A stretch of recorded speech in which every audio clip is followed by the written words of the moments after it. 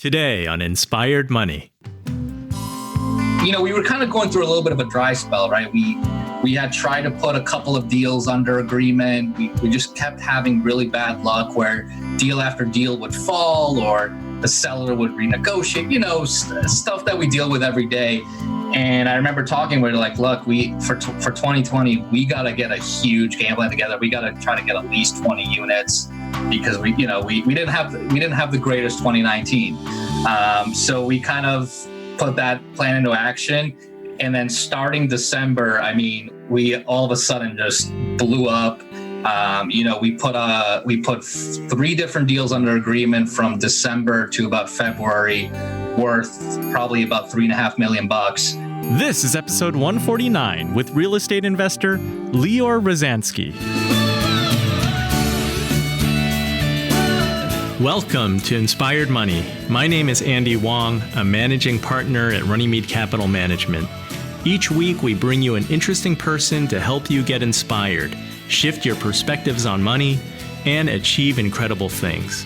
From making it to giving it away, Inspired Money means making a difference, creating something bigger than oneself, and maybe, just maybe, making the world a better place. Thank you for joining me. Hey, Inspired Moneymaker, welcome back. If this is your first time listening, welcome. We're talking with Lior Rozhansky. He bought his first multifamily real estate investment when he was 23 years old. In just 3 years, he's amassed a growing real estate portfolio. In this episode, you'll learn the path of a real estate investor in the Boston market. We talk personal finance, including the stay broke or stack and rack approach. And make sure you listen to the end to hear about Lior's big goal of acquiring 20 units in 2020. Now let's get inspired with Lior Rozhansky.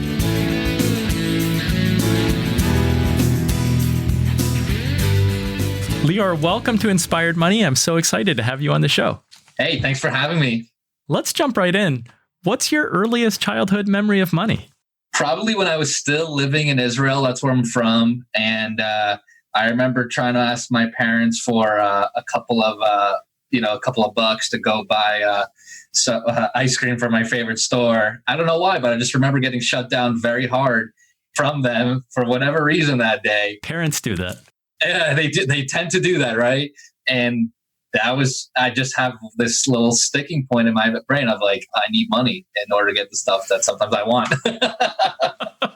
Because you're not going to tell yourself no. It's harder to say no to yourself. Lior, I'm so excited to have you on the show. You're 26 years old. You have a $9 million real estate portfolio. So you're a rental property investor. I know that you got involved in development projects around Boston. What does your portfolio look like right now? Today, it's all multifamily real estate. So I buy basically around the greater Boston area. It's all cash flow and real estate, that we buy, typically renovate or do some sort of work or stabilization. And then we kind of try to reap the rewards. I look forward to coming back and learning how you built your portfolio. But first, let's start at the beginning. I know that you planned to be pre-med at one time. You were planning to go into the corporate world. What was your original plan and what detours did you take along the way? Yeah, I kind of like to say that I was destined to be doctor turned real estate guy. It's for me, it's kind of like a classic immigrant story. My parents won the green card lottery over in Israel to come over here. And for them, the dream was like a lot of immigrants, become a doctor, a lawyer. That's where all the security is supposed to lie. So that's kind of what I did. I went to college, was on a pre-med track, graduated, did a year and kind of did like a gap year while I was submitting my med school apps. And in this gap year, I was working in a management consulting role. I had some interest in business from college, but nothing really in particular. Actually, kind of funny. I ended up signing up for a real estate class my senior year in college, and actually dropped it because I thought to myself, I would never use real estate. Still regret that to this day. But yeah, so that's kind of how it started for me. Once I graduated, I started kind of looking on a bunch of less traditional websites, you will, especially for very traditional parents. So I started reading a lot of financial blogs, started reading a lot of different books. And kind of these little weird ideas kept creeping into my mind. And eventually I ended up pulling the trigger on my first multifamily when I was just turned 23 years old. I had a lot of resistance. My parents thought I was a nut job. My friends thought I was insane, but I ended up pulling the trigger. And from there, it kind of escalated, right? I got involved in development projects, learned a lot, and then just kept on building the portfolio from there. Tell us a little bit more about that first purchase. Was that hard to do? I'm guessing that you must have had some money saved up. Yeah, I mean, in terms of money saved up, I mean, by that point, I've worked about 9 months in management consulting. I've always kind of led a pretty simple lifestyle, so I didn't have too many expenses. So I just saved a lot of the money that I earned, and I really dumped almost everything I had into my first property. I mean, it was definitely a challenging transaction, right? Not only financially, not only from a mechanical perspective, but, just kind of for my surroundings. Because, like I was saying, I've got very traditional parents and I absolutely love them, but they've got very narrow-minded views of what success looks like. And buying real estate is not necessarily on that chart. And I even remember distinctly telling my girlfriend, who I'm still with today, but I told her, I think I'm going to go buy a property. And I remember just looking at me and telling me, you're out of your freaking mind. So I didn't really have too much support, but it was really just whatever I read in the books that was driving me. It was a weird idea to me, like have this extra income sources, have, cash flow, all these terms today that are kind of more popular than they were a number of years ago. They kind of interested me. And really what I thought was, hey, you know what? I'm 23. If I go broke, what's the worst case scenario, right? So you felt like you didn't have a lot to lose. What was really drawing you in as you were doing that research? Was it building a long-term wealth and growth strategy? Not, I wish I could say it was that sophisticated, but it really wasn't. I was starting to dabble a little bit more in the business world as I was in management consulting. It was definitely, intriguing me more and more. I can't say I had this grand plan of entrepreneurship or anything even close to that. Again, it was these concepts that showed me that there might be something else that I was missing, right? I mean, I didn't necessarily learn about it in school or anything, but when you hear the same themes over and over again in different blogs, books, podcasts, your mind kind of starts dabbling and it kind of becomes a little bit more reality every time you listen to it. Was that first buy a multifamily? Was your plan to live in it and rent it out? Yep. So it was a 3-unit building. I got very typical owner-occupant loan. So I was able to put down a very small percentage, 5% down. Although in Boston, real estate prices are expensive, so 5% was a decent chunk. But yeah, I lived in one of the units for a little bit, rented out the other two, and went from there. So it was a good experience. Is that what has kept you in?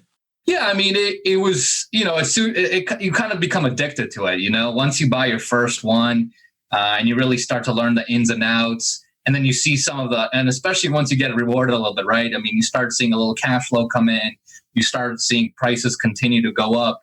It kind of makes you think, well, geez, like, what if I just do it again, right? I mean, it becomes less scary every time you do another one and another one and another one. Well, especially in Boston. And I think in the period that since you started, you definitely get big time appreciation. Yeah, I've been fortunate enough to kind of get in at a good time. The market here and really across the whole U.S. has obviously skyrocketed. I mean, Boston has been one of the fastest growing and strongest economies across the country. So yeah, a lot of real estate prices certainly have increased a lot. And, and one of the things I do too is I tend to like to buy in kind of up and coming areas, and that's one of the advantages I have being local to your market, right? I see what's going on in the market. I can kind of see the trends. Some people can call it speculation. I just don't see it like that. I see it as understanding the market, having market knowledge. And as long as you're buying with good fundamentals in place, I mean, the properties are still cash flowing. I just see it as a good strategic moves. Is it getting harder to find up and coming areas in Boston? From what I hear, everywhere is pretty nice.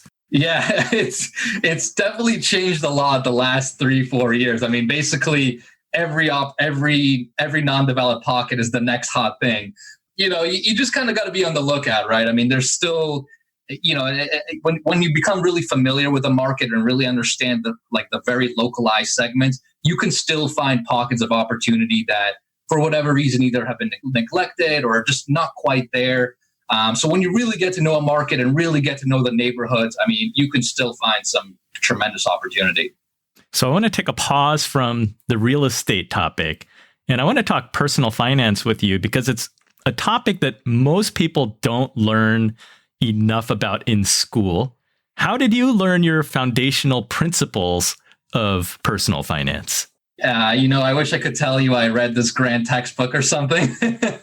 It was really just execution. And one of my main principles on personal finance that, I talked to with a lot of young people, there's a lot of different phrases for it. Some people call stay broke. Other people call it like stack and rack. There's a ton of different variations of it. But the principle of it really is, look, especially in your younger years, there's no reason for you to spending cash on luxuries, right? I mean, I'm not saying I don't go out and eat. I'm not saying I don't have my daily cup of Starbucks. I definitely do. I don't drive a Mercedes. I don't live in a luxury apartment building. And those were kind of the principles from the very beginning that really just are pretty easy to understand, right? They're very rational. Like, look, you make some money, save it, you can invest it, get returns, do it over and over again. I mean, it's pretty straightforward when you think about it. So yeah, I mean, it kind of just came from really doing it. I kind of started to realize what I was doing. Okay, so the idea is to not spend extravagantly, save some money, and then when you save enough, you're trying to pretty deliberately invest in income producing investment. Exactly. And for me today, I mean, the way I do it is I invest part of my money back into real estate, obviously income producing assets. The other part I invest to is back into I've got a sales business as well, where I work with a residential sales team. So I heavily invest back into that business as well. But basically, I invest my money basically anywhere where I think I can get a good return on it. And it's either real estate or my personal business for me. So you're working with customers who are also looking to buy real estate, and you also work with other investors. You must see a lot of different perspectives on money. You said you're not driving around in a Mercedes, but you see others driving around in a Mercedes, and they may have little or no savings. It's hard to tell, right? It's really funny to watch. I mean, obviously the real estate residential business is kind of notorious for that, where everyone thinks, if you're a real estate agent, you have to drive a Mercedes-Benz, right? Or a BMW. Otherwise, you're not successful. And I see a lot of young people doing that. And I think it's just a huge misconception. I mean, I really do.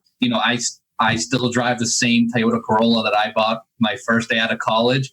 And I've sold, and I still get luxury listings. I've worked with luxury buyers. I've worked with big developers, big investors. My Corolla has not cost me any business today, as of today. When you look at the real estate industry and you see other agents and brokers, does that stand out that you're driving your same Toyota Corolla?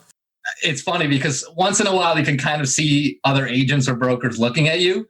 And I don't take it personally. I think it's just kind of funny that, people really judge on that. And actually, I've used it to my advantage. I mean, I've kind of used that as like positioning myself as maybe someone like, oh, I'm the newbie guy. Don't be too harsh on me. And then I usually can get good deals for my clients.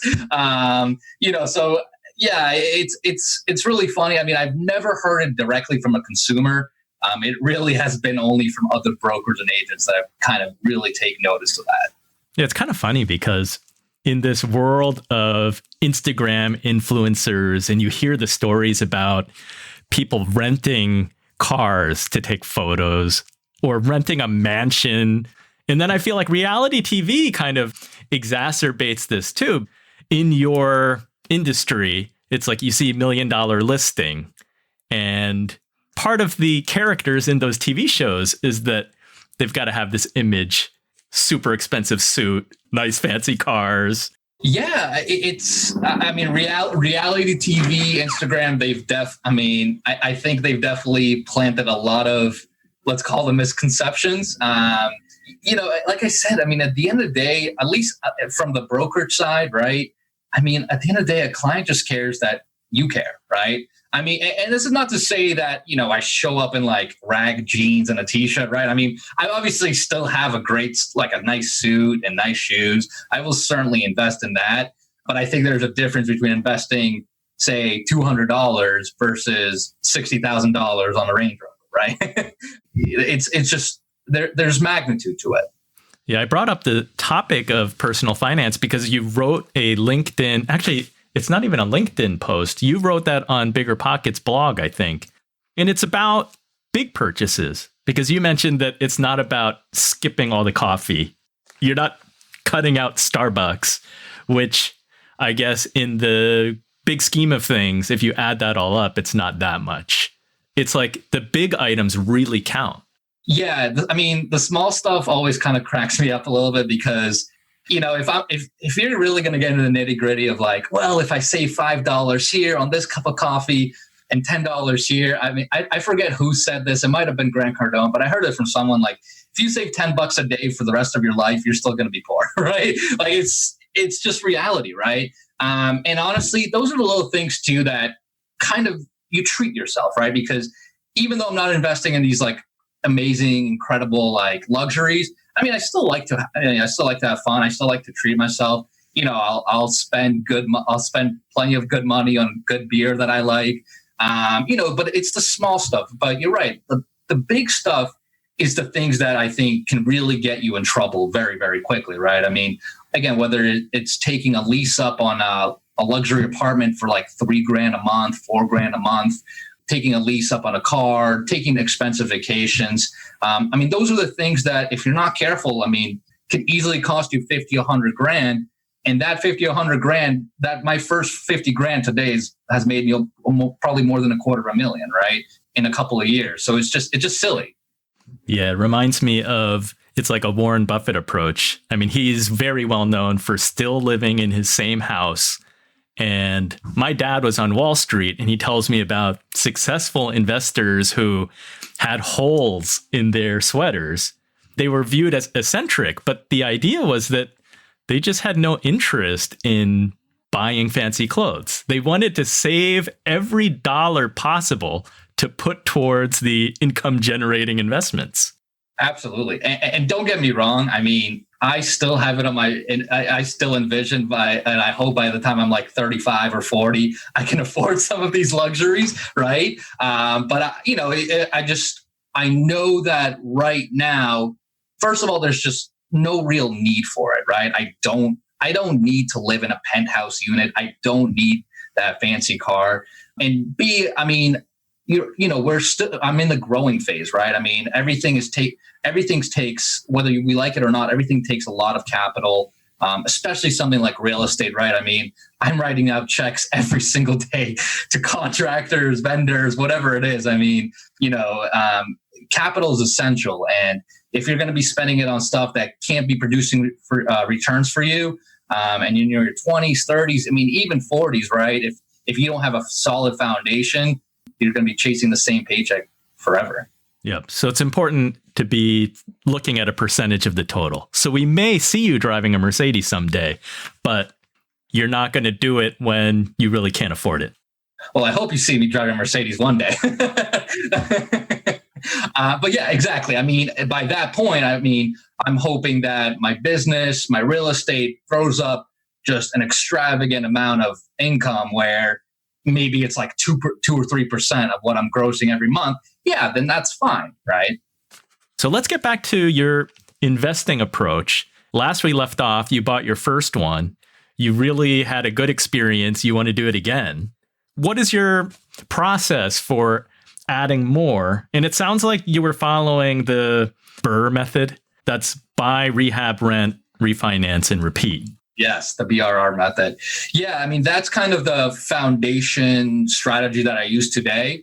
And again, it kind of comes back to what we were talking about earlier. I mean, Boston is an incredibly expensive market, right? I can't just go buy a $100,000 single family like you would maybe in like Kansas City or whatever other city or state you want to call. And, each building you buy here, easily cost you $750,000 to close to $2 million, right? And if you're going to do that by yourself, if you think about it, putting down a 25% down payment every single time, you're going to need a lot of cash to like keep it going. So, the BRRRR strategy, basically what I ended up doing is partnering with two guys that each kind of bring their own foundational strengths. And what we do is we raise kind of private capital, whether it's private debt, private equity, depending on the deal. And we put it together, and it allows us to become the operator. We syndicate the deal. We execute on the business plan, whether it's a renovation, some sort of tenant stabilization, whatever it may be. And it allows us to continue to grow our portfolio without needing to put our own, $200,000 to $500,000 every single time.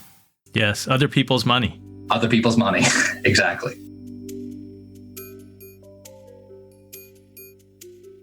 Coming up, the different skills needed in assembling a real estate investing team, building equity over short-term cash, and Lior's big goal of acquiring 20 units in 2020.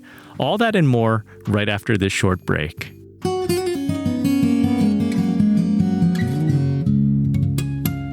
The show notes for this episode can be found at inspiredmoney.fm/149. If you're listening in your car or wherever you are, check the show notes if you want to learn more about Lior and all other things mentioned in this episode. It's time for the Runnymede Money Tip of the Week. How has investing changed due to the COVID-19 pandemic? We're all reminded just how interconnected we are all around the world, from economic activity to public health.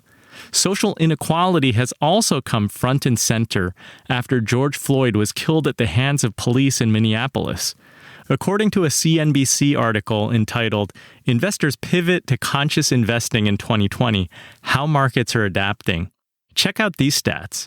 14 out of 17 ESG-focused exchange-traded funds and mutual funds outperformed the S&P 500 from January 1st to May 15th. That's according to S&P Global Market Intelligence.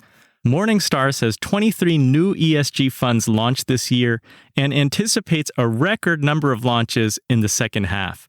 ESG investing means that when buying a company stock, environmental, social, and governance factors are considered alongside traditional financial metrics. JP Morgan just released a report last week where analysts wrote, "The COVID-19 crisis has not only brought on the greatest recession since World War II, but investors are also calling it the 21st century's first sustainability crisis, and one that has renewed the focus on climate change, acting as a wake-up call for decision makers to prioritize a more sustainable approach to investment." So I think it's interesting that a global pandemic and social and racial inequality is really causing investors to take a look at how do we invest, what matters to us, and how can we vote for change with our dollars? Sustainability-focused funds attracted a record amount of capital in the first quarter of this year, even as the pandemic rattled worldwide markets. If you've been listening to Inspired Money for a while, you might remember Inspired Money episode 104, The Evolution of a Mission Venture Capitalist with Joel Solomon. He's founder of Renewal Funds. And then in episode 78, Buy the Change You Want to See with Jane Mosbacher Morris. She's founder of To the Market. And she says that the money we routinely spend on food, clothes, gifts, and even indulgences is an untapped superpower. What if you could make more thoughtful decisions and vote with your dollars? If you haven't listened to those, they might be worth checking out. So as we talk about environmental, social, and governance investing, I want to give you one example. And please note that this is not a recommendation. If you're buying any stock, bond, or mutual fund, there is risk of losing your money. So you should always consult your advisor. The Ishares MSCI Global Impact ETF. Its portfolio is composed of companies from around the world who base their operations to further the United Nations Sustainable Development Goals. These 17 goals include clean energy, eliminating poverty and hunger, education for all, and stopping global warming.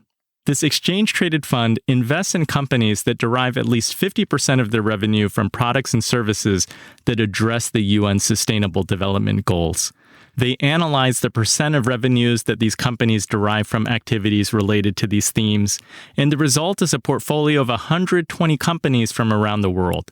So, Inspired Moneymaker, while this is just one example, I do encourage you to invest wisely and to use your money to make this world a better place. As you look at your portfolio today, how much of it includes ESG? And can you do more to invest your money to make the world a better place? I hope so. That's the Runnymede Money Tip of the Week.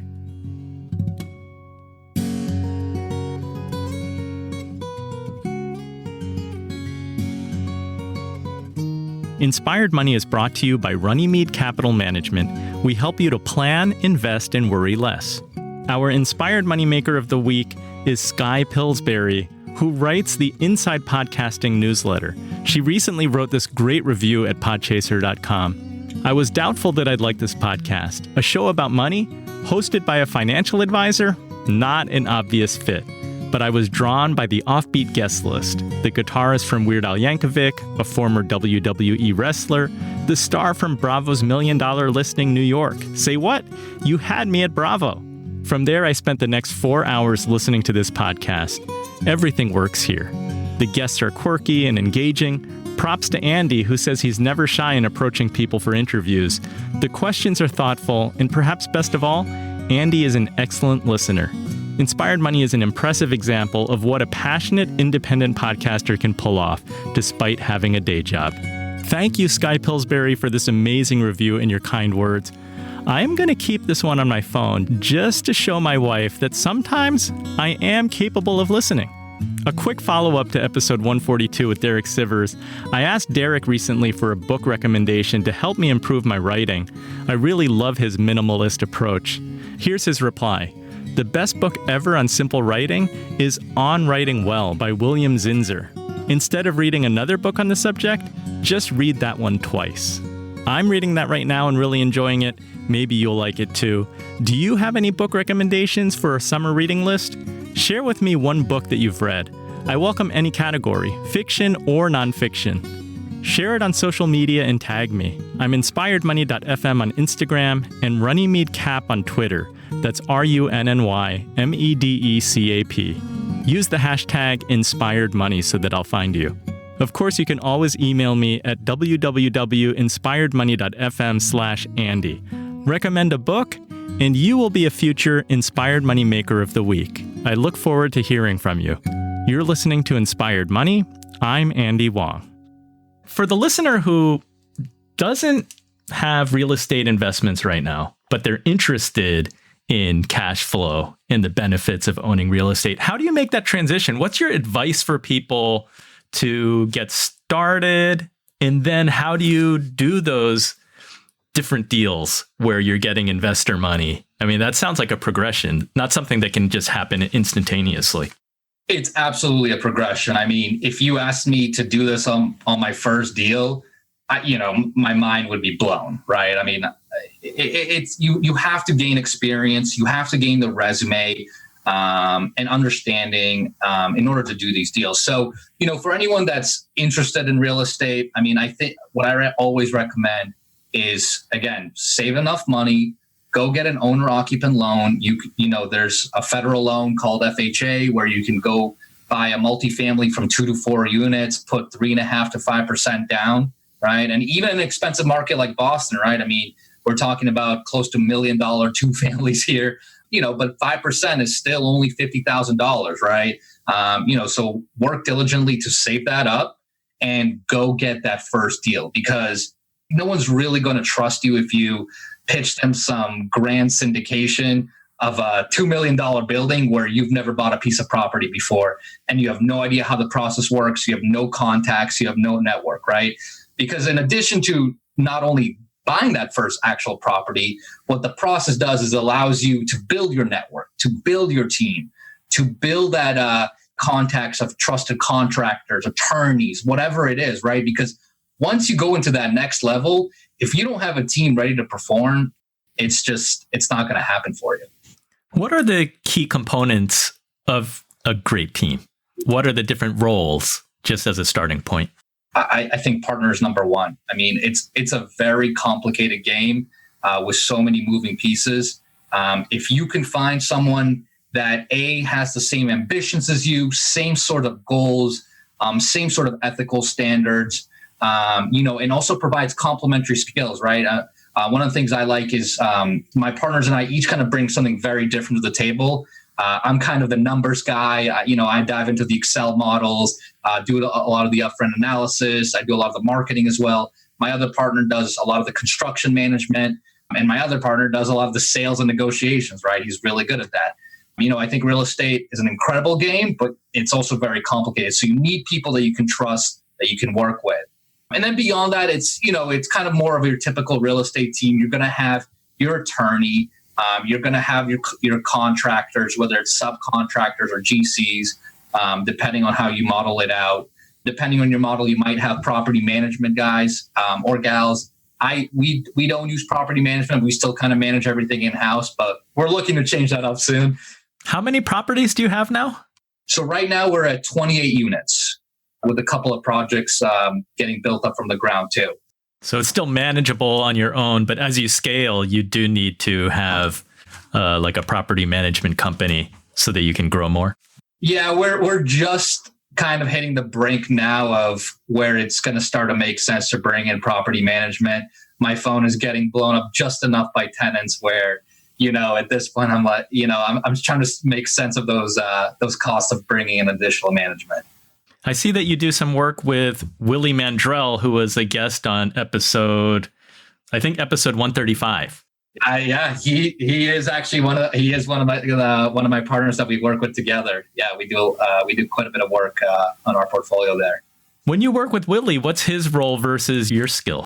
Yeah, so he's kind of more of the construction management, and even initially he had a better grasp on the commercial space, right? So again, I always try to see who's the experienced person that knows the fundamentals of what I'm trying to do, right? So when I was looking on how do I expand my portfolio, Willie at the time already had a solid backing of commercial financing. He's already pulled a couple of bigger loans. He had a great network. And for me to replicate that would have taken years. So it made sense to him, right? Because I was able to bring in my marketing, my direct mail. I'm also an agent, so I do that anyway, every single day. So I was able to bring in a strong pipeline of deals. I was able to do a lot of the hard deal, the grunt work, the deal analysis, making sure all the numbers work, making sure that investor compensation makes sense, and that we're structuring deals correctly. So it's kind of a nice yin and yang to it. Is it difficult to find investors to participate? Well, these days, with coronavirus going on and everything, it's definitely changed. There's definitely a lot more people that are looking to kind of sit on their hands and kind of see how the market plays out. Yeah, because there's a lot of uncertainty. Yeah, it's uncertain in the market, right? I mean, that always is the case. We're still trucking along. I mean, it's all it is right now is you got to talk to more people, go through more people, and at the end of the day, have more conversations. Because at the end of the day, people still need to make returns on their money, right? I mean, whether there's coronavirus or not, there's a lot of hardworking professionals that are super successful that are just storing their money in banks or in bonds and not really making great returns. So when you can offer them good cash flow in real estate that really makes sense, that has a lot of protection, you've got a pretty good chance of trying to do something together. When you're pitching investors and putting a project together, what kind of cash flow are you trying to deliver? What kind of rate of return? Yeah, so Boston's unique because, again, Boston is just so expensive that cash flows are not what you might see in other markets, right? I mean, I know in other markets, there's people trying to hit 8, 10, 12% return on their cash on a monthly basis. In Boston, we obviously shoot for very high cash flow, as high cash flow as we can, but we're kind of playing more in, we kind of play more in what I call an equity game. And that's why we buy a lot of property that, again, needs renovation, or we buy it at a low price because it's distressed. Maybe it has a lot of tenants that are paying low market rents. And that allows us to kind of build up the equity as we do the stabilization or the renovation. Not to say that, again, our properties don't cash flow. They certainly do. But it might not, based on the price point of these properties, it might not necessarily be what you would expect, say, if you were looking at properties in other markets across the country. So it is like a long-term approach. You're trying to build equity. You're trying to build the value of your portfolio. Exactly. And, the way I kind of view it from my perspective, I mean, I think I'm a younger guy. I don't really go for the kill today. And what I mean by that is I don't need, I don't need a ton of cash in my account right now. Like I said, I mean, I live pretty regular life, nothing too extravagant. I'm playing more of a long-term game. And if I can create equity in these, really prime buildings in this prime market that I'm a huge believer in, that's a huge win for me. I know I've heard so many really successful guys. I think Mark Cuban has been one that says this a lot. Like, in your 20s, you should go for equity, right? You should go for something that can really pay off huge dividends rather than going for that quick short-term cash. Again, it's not to say that we don't play the other side of it too, because at the end of the day, if I can't return good returns on a monthly basis to my investors, they won't lend to me. So I certainly do that. I would just say typically my prioritization and the deals that I like to go after, I can build a substantial amount of equity so I can keep building my balance sheet. So tell us, how has real estate investing changed your life since you made the turn away from pre-med and management consulting? I think both still good fields. You would have made good money, but you decided to go with real estate. Well, I can tell you my stress levels would probably be a lot lower. Although as a doctor during COVID, you might have had a different kind of stress. That is very true. Very, very valid. Yeah. I mean, the way it's changed, I guess, from a financial picture, what it's really done for me, like I said, it's built up my balance sheet, right? And that was my goal from day one, because now I can continue. It's kind of like a snowball effect. Once you slowly start building up your balance sheet, it allows you for other opportunities, right? It allows you to pull bigger loans. It allows you to work with more investors, bring in more, private equity, more private debt. So it's kind of expanded my network. Whereas, like you said, if I was in management consulting or if I was a doctor, I definitely probably have a little bit more of a, let's call it, sturdy income and maybe a little bit less market fluctuant. But I do think having that core balance sheet, having the assets protecting me, it's kind of giving me a lot to work with and to continue building that. Well, it sounds like you travel a lot less than you would be as a management consultant. Give us some insights into some of the stress and worries and headaches that you deal with in your job. On the portfolio side, I mean, a lot of it, most of my stress and headaches comes with when we're doing construction or when we're renovating any units. That we usually have one or two projects going on at a time where we're renovating something. So we're always trying to stay on top of it, dealing with the city, dealing with contractors, dealing with our lenders.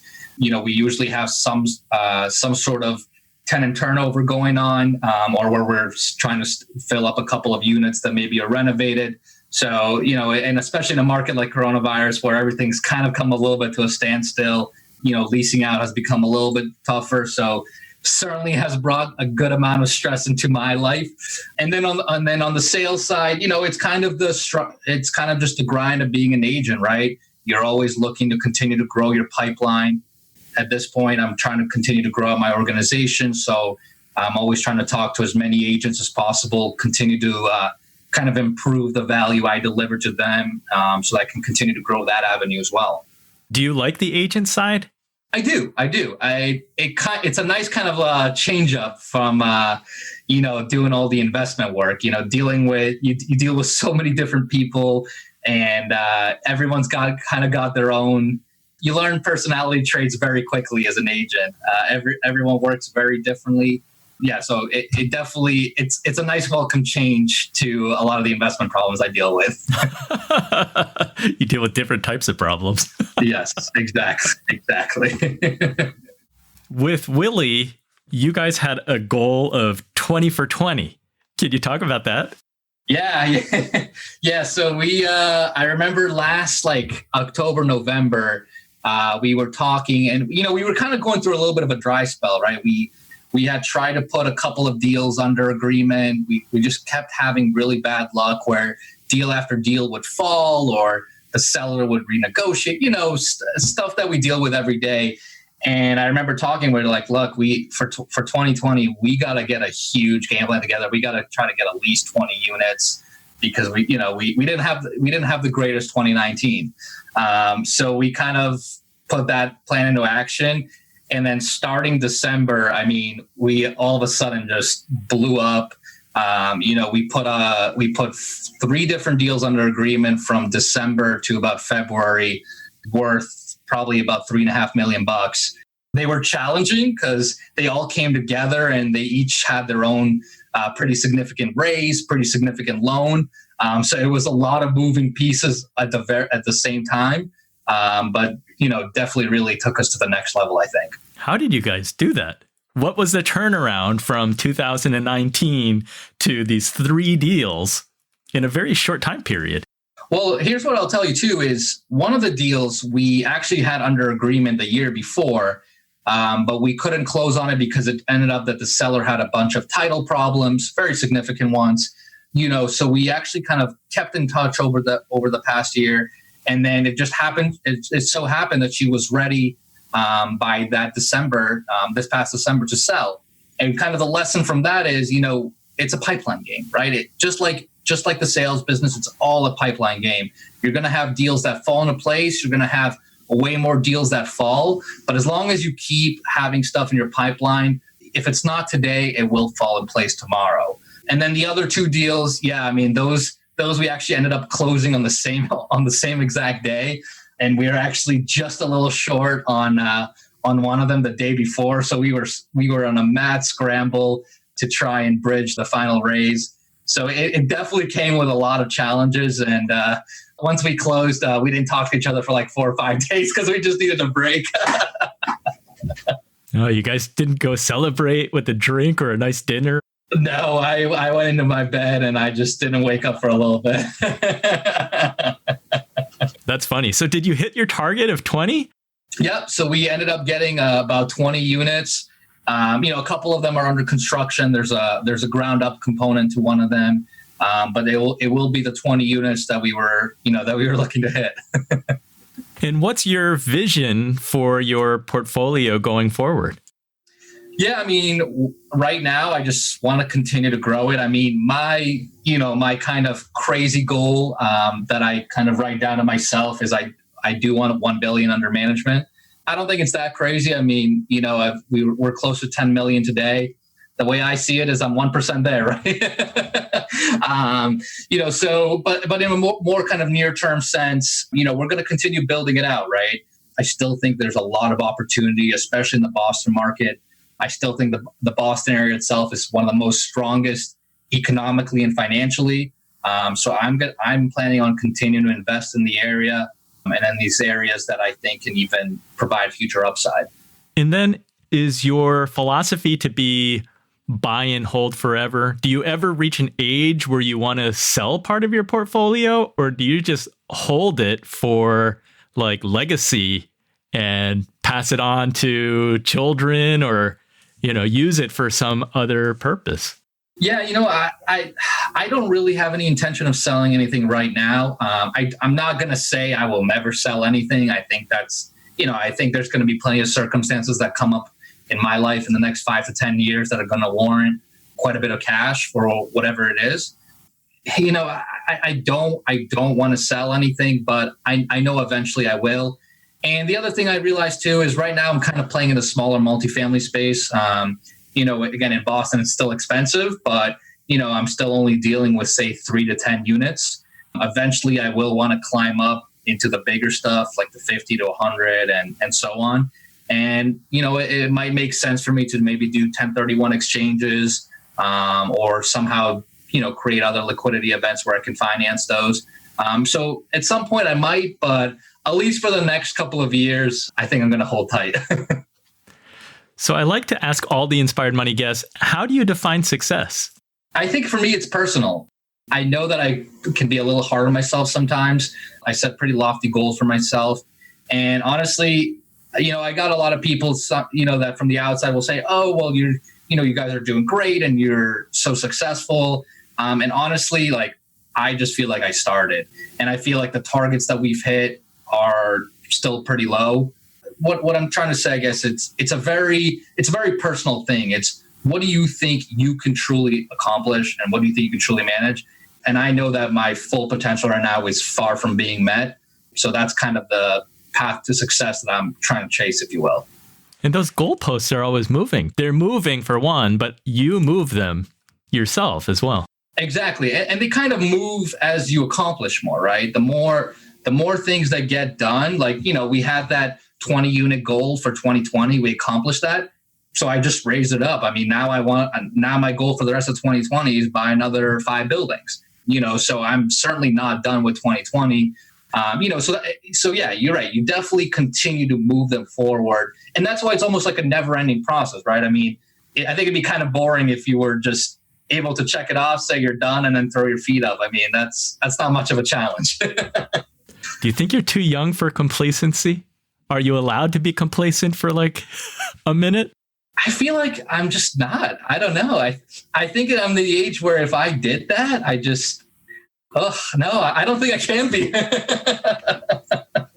Well, thank you, Lior. Thanks for sharing your story and your success in real estate, and sharing some tips for people to get started.